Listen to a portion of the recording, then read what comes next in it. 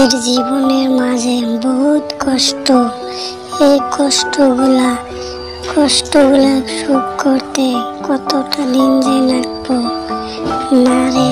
ঠিক মতো কামাই করলে বেশি দিন লাগবো না, মোটামুটি 1-2 মাসের ভিতরে তুই বাড়ি গাড়ি করতে পারবি। এই কি করে করব?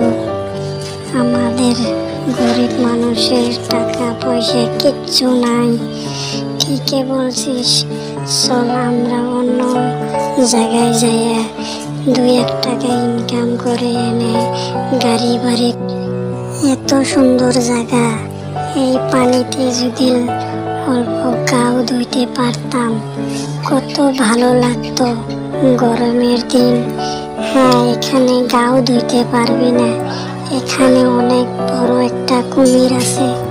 সেই কুমিরে মানুষ ধরে ধরে এখানে বহুত মানুষ খাইছে। তুই নামে কি করবি এখানে? হ্যাঁ দুঃখনি, তুমি কে গো? আমি তো পাশের গ্রামের বৌদি।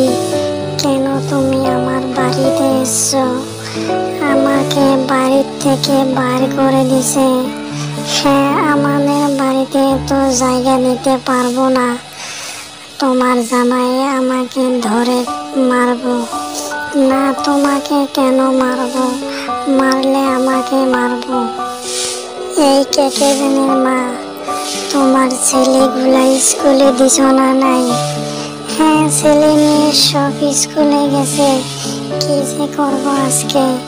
ফাইনাল পরীক্ষা, হ্যাঁ ম্যাট্রিক পরীক্ষা যে দিব, তোমার মতনই হয়েছে ছেলে পেলেগুলা।